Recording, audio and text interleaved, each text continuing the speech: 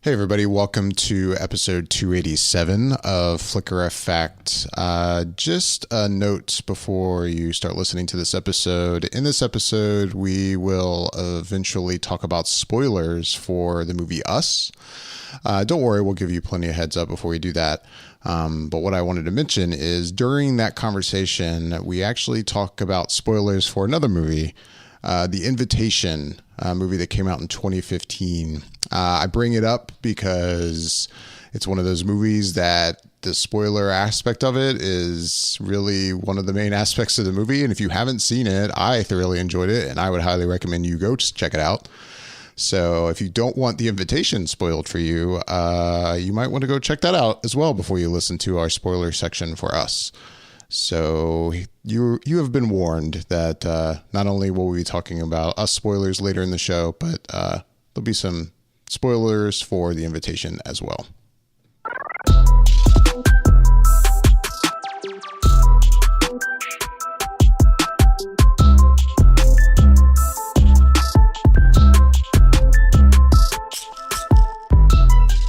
Hello and welcome everybody to Flicker Effect, episode 287.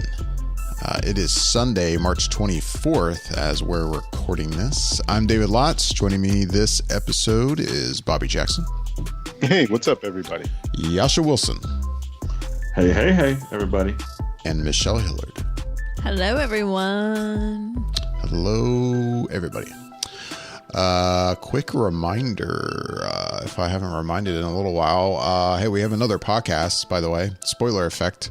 Check it out. It is a separate podcast feed, but it's also at flickereffect.com. So you can stream and download the episodes of that over there, or you can find it separately in Apple Podcasts or in Spotify. And yeah, as the name suggests, we talk about movies over there, but we talk about spoilers, which sometimes we do here, but that's all we do over there. And yeah, we as if you're hearing this, the most recent episode, our spoiler review of Us is up there. So check it out. And yeah, go ahead. We've been doing a Instagram Live on Wednesday nights lately, True. Last couple weeks in a row. Yeah, that's been going pretty well. A little experiment, but I think we've been like you said, we've been doing it Wednesday nights. I think we're gonna keep at it. Yeah. Yeah. So check that out. Check that out. What time do we don't have a specific time we do it, but it's sort of been around 5:30 Pacific Standard Time, I guess. Well, right now it's technically Pacific Daylight's time. Oh, well, that's true. If we're really gonna get technical. Yeah. But anyway, I kid. Yeah, I think we've been doing it around like 8 o'clock Eastern or 8:30 Eastern. But it sits around there on Instagram, I think, for 24 hours if you don't watch it live. So, yeah, Flicker_effect is where we are over on Instagram. But anyway. We do the Insta thing. We're trying to. So what's up, guys? What's new? Any other movies we want to talk about quickly before we talk about Us? Since I know that's going to be the topic of conversation probably for most of the show. No, I got nothing. Got nothing. Man. Nothing. Wow. Wait, Bobby didn't see anything else? Is there anything else to see? Man. I feel like I should get the bowl for this. Right? It's across. I can go grab it has been a while. It's across the room. This is a good one to do, the bowl. Yeah, why not? Michelle's disconnecting. She's going across the room to go get it. It's been a while. Oh, there's the bowl. The bowl seems. I can't remember the last time we upset. used As soon as she grabbed it, it kind of shook. Like, what the fuck are you doing? Right? And you had to knock the cobwebs off of it. All right. Well. The Bowl of Destiny. Actually, Yasha does it so much better than I do. The Bowl of Destiny. Yes. So sometimes when we all have seen the same thing and we can't decide what order we want to talk about it in, and we get the Bowl of Destiny out, and the bowl decides who goes first. And here it goes. We're going to talk about Us. New film from Jordan Peele, his sophomore effort. Spoiler free. Spoiler free. If we get crazy and we really want to talk about spoilers, we'll do it at the very end of the show. Otherwise, spoiler free. And I'm very curious to hear what everyone thought. Of course, I know what Michelle thought, but yeah, let's do this. Who goes first? Yasha. God damn it. I don't believe that the bull selected So I'm me. looking right at it. He's holding it Showing across it the to screen. Michelle. I'm looking right at A it. whole load of bullshit. Just a whole The load. bull speaks. I mean, oh, son of a I mean, bitch. and I wish I could explain. Like David's making eye contact Yeah. with me as his hand's in there grabbing it, so he's not even looking where his hand is going. And then he pulls it out. I mean, like that sounds bad, but Just saying. Fine. yeah. The bull's to me, so I shall give my review of Us first, without giving any spoilers away, without giving anything away. I enjoyed it. I thoroughly enjoyed it. I thought it was really good. I mean, I don't know what else to say. I was kind of sitting there after I watched it. I think I want to watch it again, but it's like without sitting there watching it and then thinking about it after it was all said and done, I just thought, I was like, have I seen anything like this movie before? And off the top of my head, I don't think I've ever seen anything quite like this before.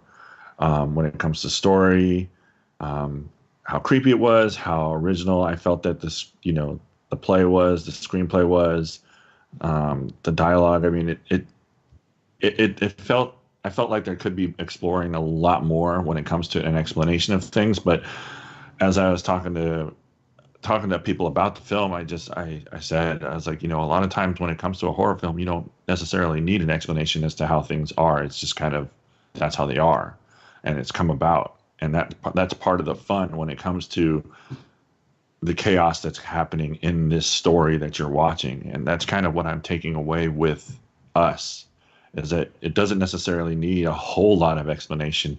It's just kind of like, this is how it's happening. This is what's happening, and this is what it is. And it's pretty horrible.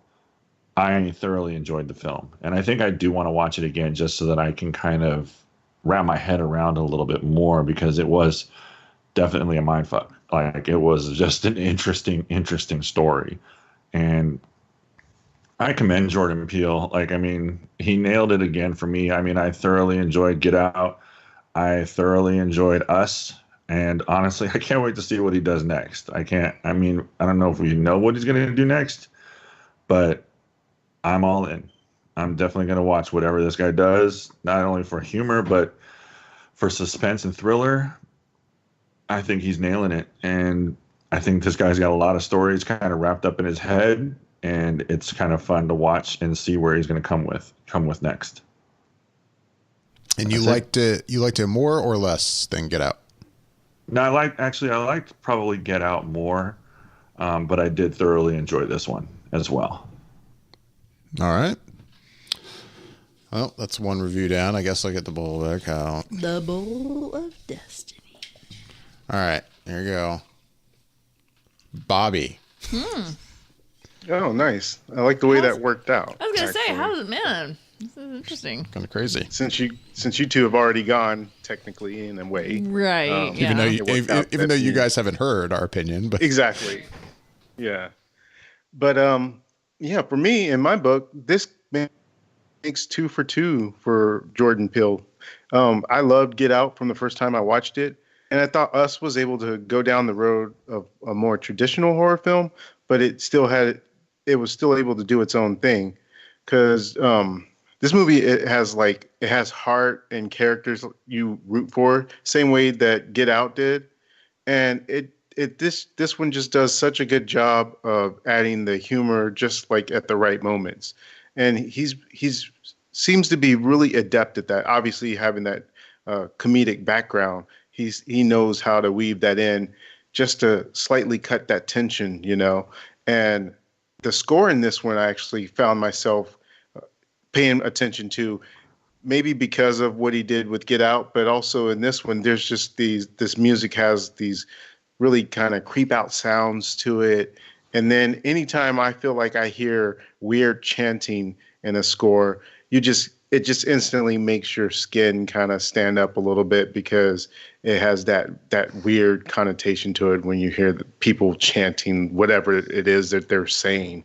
And the cast is so good at doing the their dual roles, but the standout for sure is Lupita, because she really just kind of kills it, and she's just really creepy as her dual person. There was definitely a moment in the movie where I went from really liking it to actually loving it. But if we get to spoilers, I'll talk about that then. But overall, just really enjoyed the movie. And as Yasha said, looking forward to what he does in his third effort, because these first two have been nothing but nice surprises to me. All right. Who's the bowl guy next? 2 for 2 so far. 2 for 2. And the bowl chooses Michelle. Wow. This thing's gotta be rigged. No. I know, I'm looking around at it. I'm just messing with you. All right, 2 for 2. What is it, Michelle? It's gonna be 3 for 3. I guess as a whole, maybe then yes. I liked it. I enjoyed it. I don't think I liked it as much as you two guys did. I've got a lot of issues with it, but in saying that, I will go positive, and I will say I liked the journey that occurred, although I thought it was predictable. And at the same time, like, I enjoyed just watching this family and the family dynamic that was happening. And I think the writing was really strong and the comedic writing was really good. And I had fun with it. I think that was more kind of my surprise. I thought this was going to be a lot scarier. And which also in the same time is kind of that makes me kind of sad. I thought this was going to be pretty scary. And I found myself really more just enjoying the fun of it, as horrible as that sounds. Like, I don't know. I think I went into this film thinking it was going to be one way and it went a different way. And the other way is fine, but I was expecting it to be like scary and it was not. But there's definitely moments where I definitely sat there and went, whoa, no, don't, that's not going to end well. And it doesn't. But, overall, I liked it. I enjoyed it. I for sure did not like it anywhere near as much as I loved Get Out. Like, I loved Get Out. This, I liked it. It was good while it was what it was, but I have a lot of issues with. It's funny. I feel like the ending was predictable, and yet I have issues with the way it worked out at the end. But I can't really talk about that with spoilers, but I talked about that on Spoiler Effect. So if you are curious, I definitely would say check that out. But that's about where I'm at. I will say, I think Lupita Nyong'o, as my tongue gets tied, I think her performance was really good. I applaud that woman. She's awesome, and I've always loved her. But man, that was good. It was really good. It's really, really good. So yeah, that's where I'm at. Well, I guess I'll officially pull my name out of the bowl just to make sure it didn't change it or something. But yeah, I guess that means I'm last. I guess I'll start off by saying exactly what I said on the other show, which is I thought this movie was fine. But that's kind of where it is for me. It's not, for me, I didn't think it was a bad movie. I thought it was fine. I thought it was, entertaining overall, but I don't think it is nearly as intelligent or as good as Get Out. Not even close, I'll be honest. And yeah, I also found it extremely predictable. And then I think kind of what you're alluding to, Michelle, like it, in the end, when what was predictable comes true, I'm also found myself shocked that maybe it was true, because I didn't feel that it really made quite that much sense to me. But anyway, yeah, I don't know. This is definitely more of a traditional horror movie for sure. And in a way that's kind of nice, like that it's not trying to be exactly like the kind of movie Get Out is. But yeah, it's also, I agree. I thought it was going to be a lot scarier than it is. And I really didn't find this movie frightening almost at all. I mean, it's got some frightening imagery, mainly with these, people that we see in the trailers. So it's not a spoiler to talk about them, that just the way they look and these kind of smiles they have. And it's just kind of creepy to look at. I mean, just look at that poster with Lupita Nyong'o with the, her pulling like the mask away. It's a fucking creepy poster.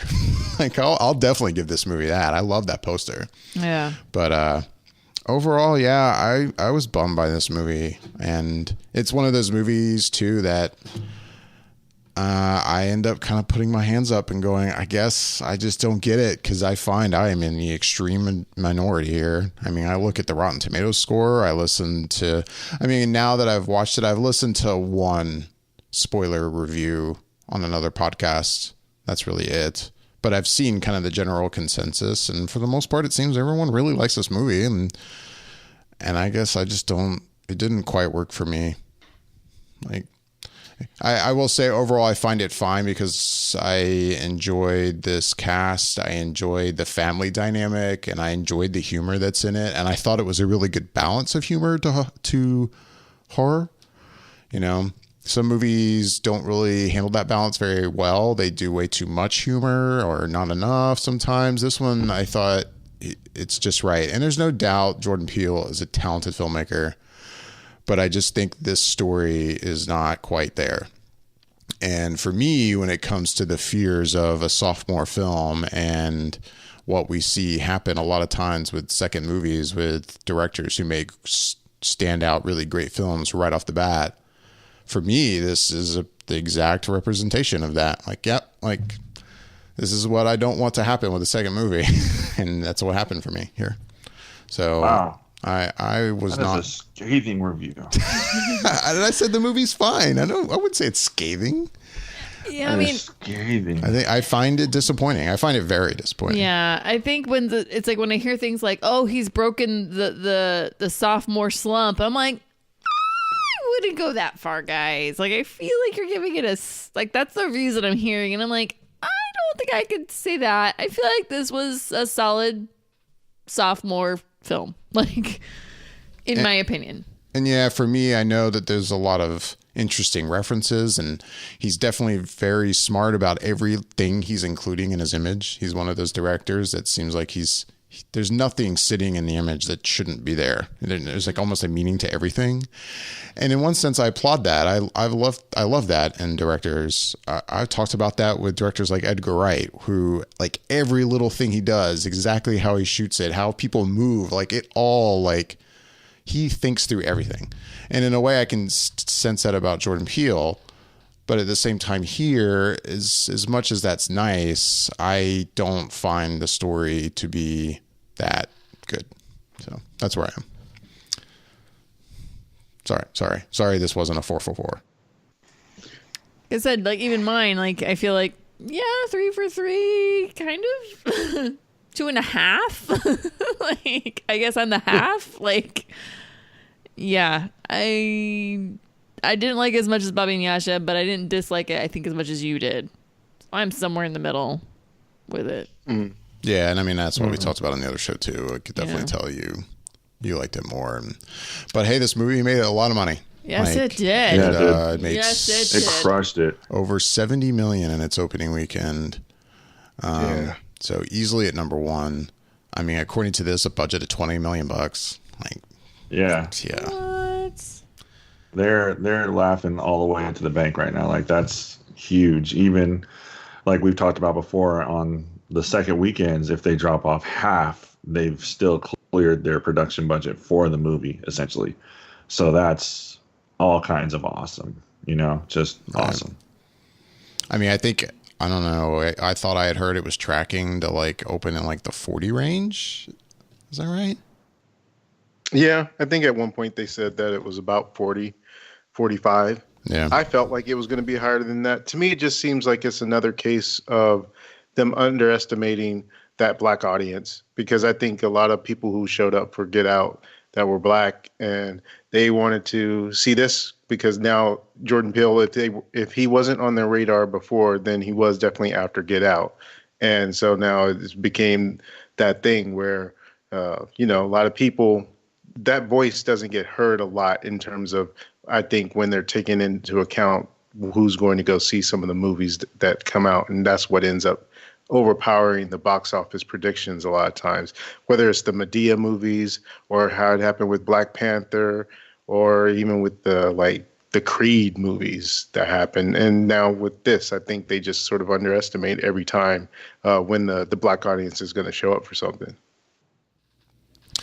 Yeah, I mean, I wondered the same thing too. I think I'd heard that 40 range kind of estimate after I saw it, but before the numbers actually came out. And I remember thinking back to the night. I mean, I saw it Thursday night, opening night, and normally I'll see movies that open in Dolby Cinema at the theater, I usually go to, and it didn't work out this time. Just saw it in a smaller theater, but it was packed. I don't know if it was technically sold out, but it sure looked like it. Mm-hmm. So, I mean, yeah, that's opening night, but still, just kind of based on that I was in one of the smaller theaters and it was also full, I found myself wanting, I get a feeling this is going to make more than that. Sure seems like it to me. But,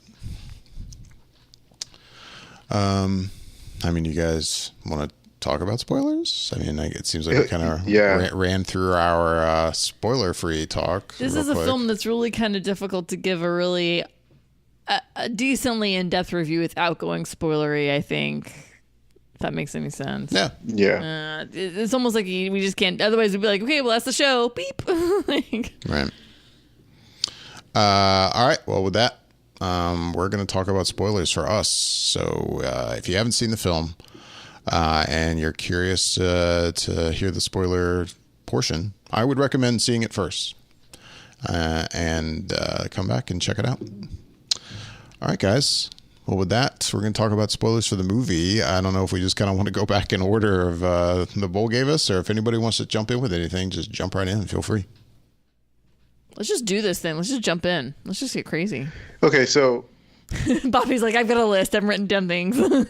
So for me, the part that I think that you guys didn't like, which was probably the twist at the end that you saw coming with Lupita Nyong'o and her younger self being switched out, I didn't see that coming because I guess I wasn't thinking in those terms, or at least I was for like maybe a quick second, but then the action moved forward and it left me behind in terms of being able to really think about that anymore. So when it happened, it got me. And I think that's what made me love it, because before that I was like, yeah, this is pretty good. This is solid. But then it threw that little Twilight Zone-y twist to it. And that's what really, I think, kind of captured it for me, because I wasn't on that wavelength seeing that was coming. I thought it was going to be pretty much surface level in terms of the story that we were getting, that there wasn't any kind of twist to it or anything that they were doing differently there.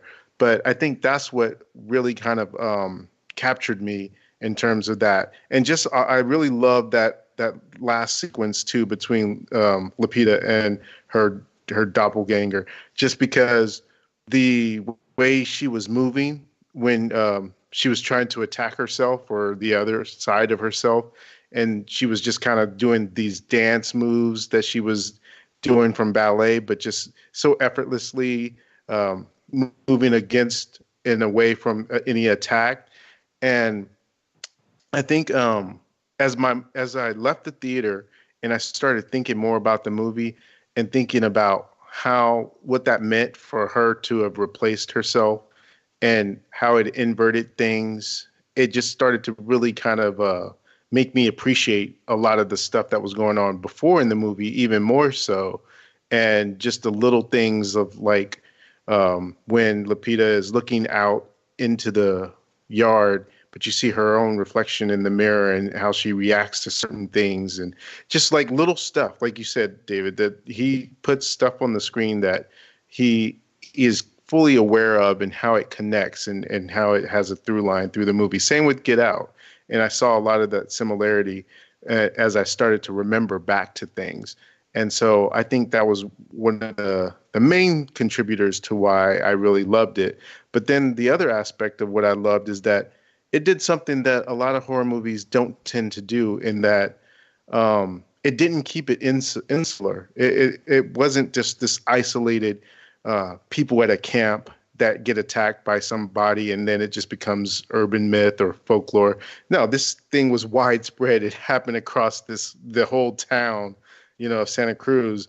And then obviously when you see at the end, the whole sort of hands across America of all these doppelgangers are spread out like in the mountain ranges and everything else. And so it has larger implications of the world itself.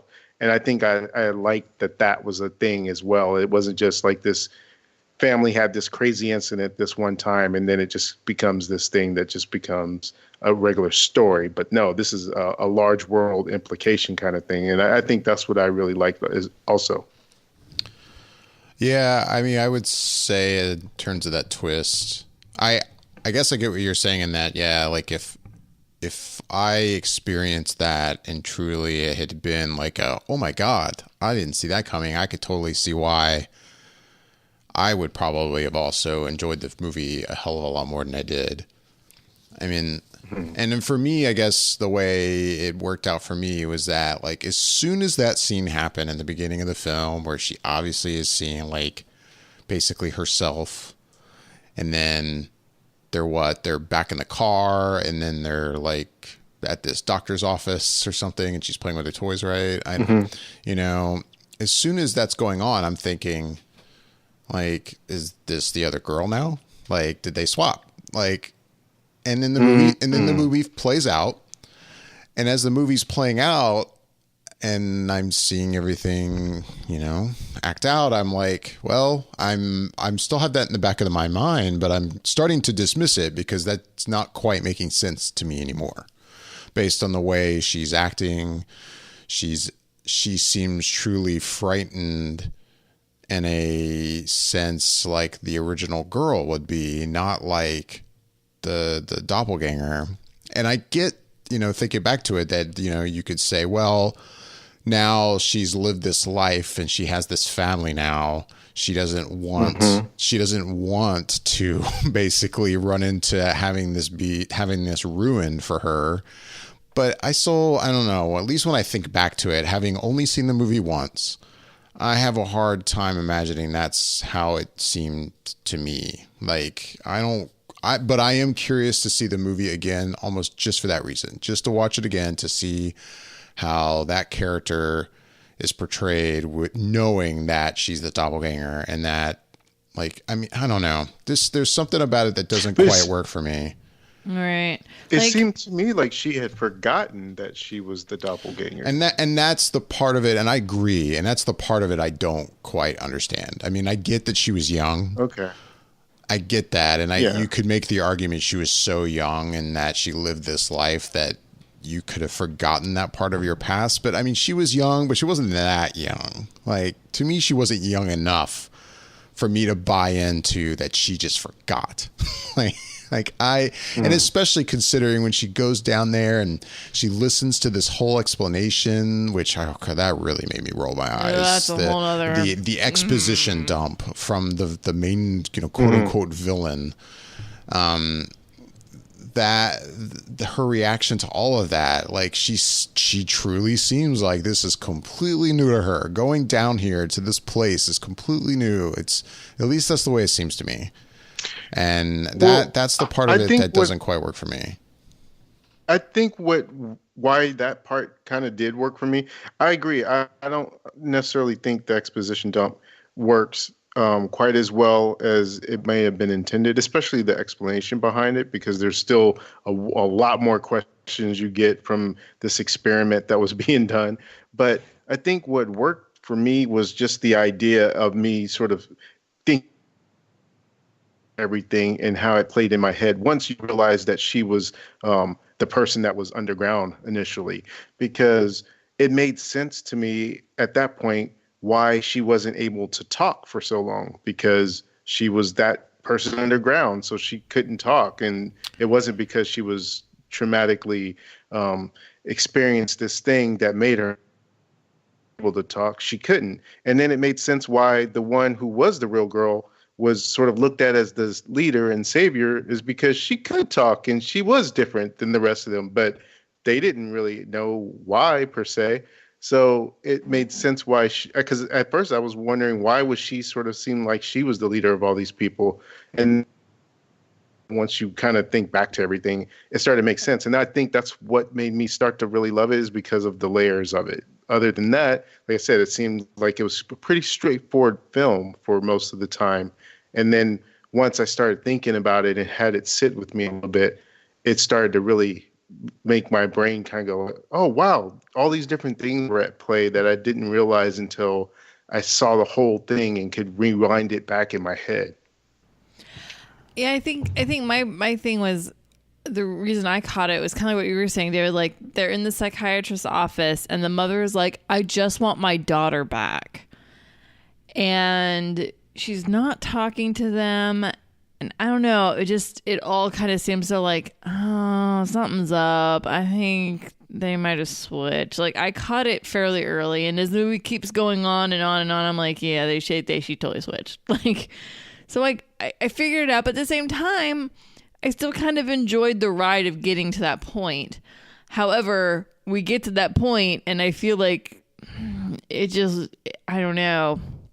I feel like the whole, like, again, like what you're saying, the whole like dump of information to the audience in this one little like long epilogue, and I was just like, oh, too much explanation, and I don't know. I don't really buy the whole premise of it all, but yeah, no, I don't know. Yeah, it's an interesting concept, and I like it, but at the same time, there's points where it doesn't work out for me. But. I think it's, and my other thing too is like with Get Out.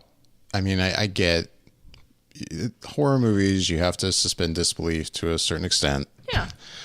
And with Get Out, which I think we all can agree, we all love that movie. There's no doubt that the concept behind Get Out is ridiculous. But totally. But it's almost like a setting for a different story it's telling, you know. Here, this idea is even to me more ridiculous, and it seems to be the thing though. Like, it's not, to me, it's not telling a bigger story. It's just like, this is this kind of big reveal. And it's, to me, it's just, it doesn't hold water for me. It's like this, I find it just weird. The whole scene where the daughter's walking through and she's seeing, like, you know, all these people and how they, I guess, live their doppelganger lives. And this whole concept is just, it was too far for me, where I just could not buy into it. And for this to be the main kind of point of the film, kind of the big reveal of the movie, and I was just like, really, this is what's going on? And I mean, I mentioned this on the other show too. I mean, it was right from the beginning of the movie. You know, the movie opens and it gives you this text about like sewers and stuff, and underground tunnels in America, and how many of them no one knows what's there. And I'm reading this. I mean, we haven't even seen a frame of the film yet other than this. And I'm reading this going, I don't even know if I already like where this is headed. What is this? And sure enough, like in the end, I was like, yeah, no, like that was obviously the setup for this. And like, it's just, I don't know. I didn't buy into it. That's where I am though. Yeah, Yash is awfully quiet. Well, no, like, I mean, even in my review, I mean, there's parts of it when I just said there was a lot that was left unexplained, in my opinion. Like, when it came to when they were talking about, I was like, oh, you know, these people figured out how to make people, but not make their souls, and whatever the case may be, when, you know, she was talking and that whole scenario, I'm just listening, and it's like, you know, when it comes to like, oh, suspending disbelief, and I was like, well, we are also people that thoroughly enjoy movies where people can fly. So I mean, like, I totally get that as well. When it comes to suspending their belief on what's realistic in this horror film, that's part of the things that I didn't particularly care about the movie. I felt like there was some stuff that I felt I would have liked a little bit more clarification, or a little bit more, I guess, clarity or explanation, but there wasn't. I kind of like in the same realm as Bobby. Like, I didn't see and or expect them to have switched at the very beginning of the movie. I just must have forgotten, or just like I didn't see it that that was the direction it was headed, and I was pleasantly surprised because it felt like almost like an M. Night Shyamalan moment, or just a Twilight Zone moment, if you would, when it comes to some sort of surprise and some sort of twist in the movie. I didn't understand how these people led their whole, basic lives underneath this world and where they were at type of situation. I liked it. It was creepy in the sense of that, but it's like, I don't know. Like, there was parts of the movie that I really dug, and then there was parts of it that I really wasn't a huge fan of. Like I said, the explanation, but it's like, I don't remember ever really seeing this twisted version of almost like a Parent Trap, if you would. The other thing too is, we get the evening starts with the family shows up outside the house, right? And it had already kind of crossed my mind. Like, I don't know what it was. Maybe it was the fact that they were wearing these red jumpsuits or what, but even before we get the reveal that this is now happening to like everybody else, not just this one family. It had crossed my mind. Like, I remember thinking about the movie The Invitation in the middle of this movie.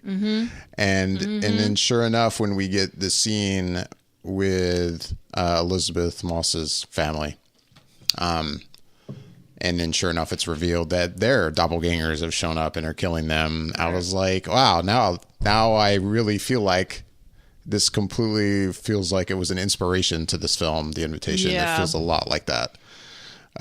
Anyway, just something else I thought of while watching the movie. No, I agree. I think, when you're realizing there's this coordination that's happening and it's like everywhere, and it's more than just what's happening within the confines of this one house.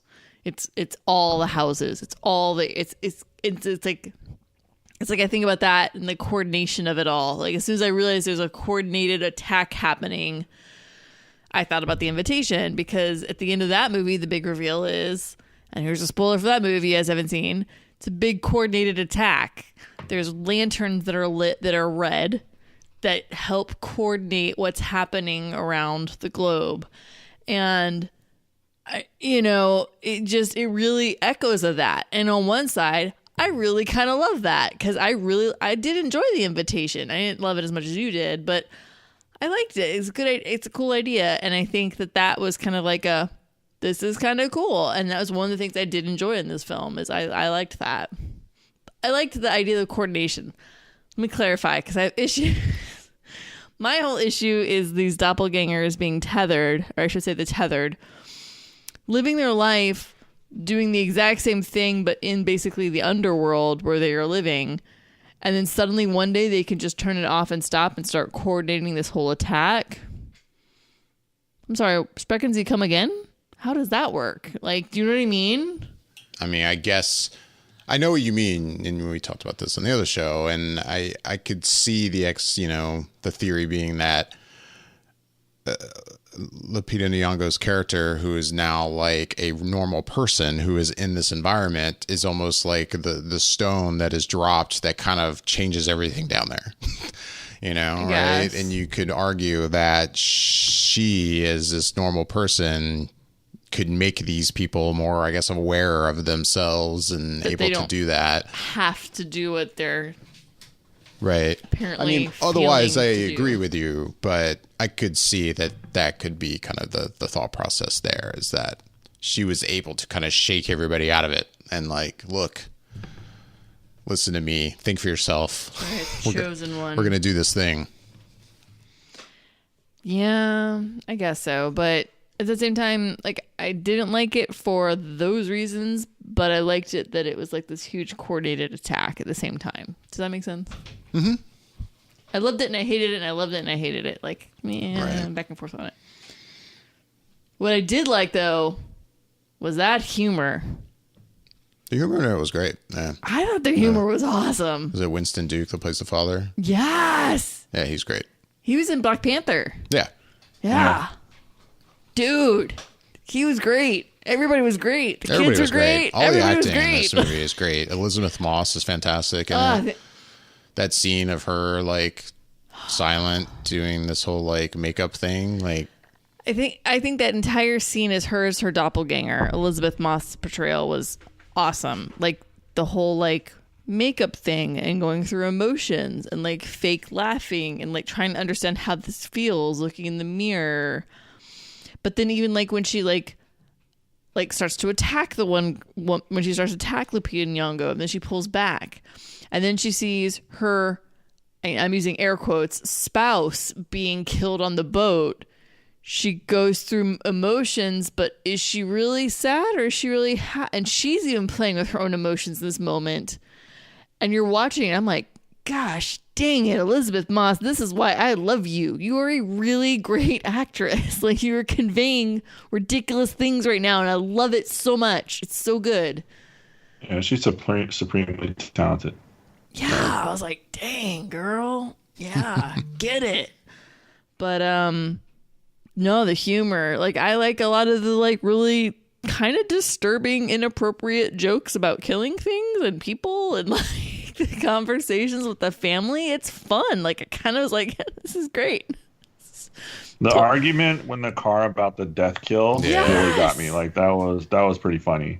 Like, it was just the timing was so perfect. It was like, I have the most kills, get in the car. It's like, wait, what? Like, that was really funny. It's hilarious because, and I think it's hilarious because I'm like, my God, this would be a conversation my family would totally have as we were in this situation. Like we would totally have this happen. This is what we talk about. Right. Like, maybe that means my family's really messed up. I don't know, but I'm like, it's relatable to me. Like, I saw that scene. I'm like, this is super relatable. Like, I would totally have this conversation with my family if we were in the end of days kind of survival mode. Like, yep, no, that would be happening, you know? Anyways. Anything else? I don't want to just sit here and shit on this movie. Overall, I like the movie. I mean, I thought the movie was fine. It's not bad. If anybody who really enjoyed it, please share. Unless we're all done. I think Bobby's a little bummed out by your assessment. No, why would his assessment bum me out? No, yeah, my assessment I feel bummed for him. Because he wanted to love it, but didn't. So I feel bummed for you for that, but it doesn't bum me out for my view of it because I loved it. No, I did. I look forward to more films from Jordan Peele for sure. I super do. I really hope he makes better and better films from here on out. From my opinion. Jesus, David, you make it sound like this was so bad. Like, make better films from here on out. Just better. I don't. I just make movies that aren't pieces of shit because I would really like to watch and really like to like them again. Like, you're already chalking them up to be like an M. Night Shyamalan type of role where it's like, no. here comes Jordan Peele again with another movie that was supposed to have this surprise ending, and I can figure it out. I have to say, like, I've heard that reaction, like, oh, is he going to be the next Shyamalan instead of the next Spielberg? And you could have ripped me to shreds, but like, as much as I don't feel like I'm trying to shit on this movie, I think the movie's fine. But I have to agree, like, so far with this, I'm like, man, like, please don't be like, as much as I like a lot of Shyamalan's films, I get that reference is a negative reference, and I don't be the next Shyamalan, please. Like, I think he is gonna make very, very good films from here on out. There's going to be good ones. There's going to be bad ones. Every director is that way. But I wish I enjoyed this more than I did. I just didn't. And I mean, as soon as the movie ended, I remember there was this dude in the row right behind us, and he was just like, "Oh man, that blew my mind." Blah blah blah. And I'm sitting here thinking, really? I'm like, and then I got home and we recorded the show, and I started looking at other reactions because I'd really avoided a lot of reaction before I saw the film.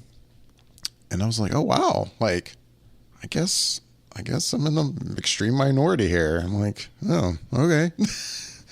But trust me, I wanted to really love this movie. I loved Get Out. But I don't know, David.